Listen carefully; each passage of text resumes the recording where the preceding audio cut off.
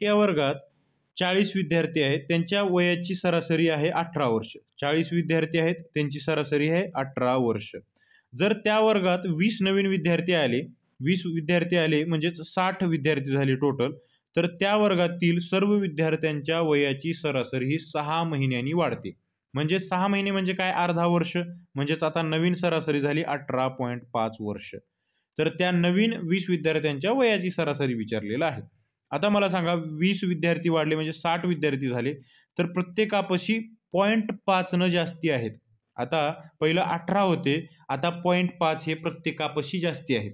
कळालं? म्हणजेच 60 गुणिले 0.5, 60 गुणिले 0.5 म्हणजे 6 5 30. 30 वर्ष हे प्रत्येकापाशी मिळून 30 वर्ष एक्स्ट्राचे आहेत. म्हणजे 18 वर्ष हे ॲव्हरेज झालं. 18 गुणिले 60 प्लस 30 वर्ष हे आता टोटल वर्ष झाले त्यांची एज. तर आता मला सांगा, 30 वर्ष हे कोण आणलेलं आहे हो एक्स्ट्राचे? हे 20 लोकांनी आणलेलं आहे. ह्या तर 20 लोकांमध्ये 30 वर्ष वाटून द्या, म्हणजे त्यांचं ॲव्हरेज येईल 30 भागिले 20 म्हणजेच 1.5. 1.5 हे ॲव्हरेज एक्स्ट्राचं आहे ह्यांच्यापाशी.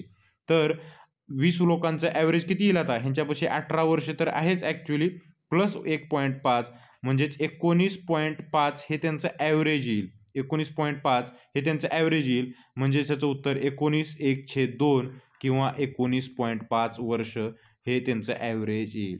थँक्यू.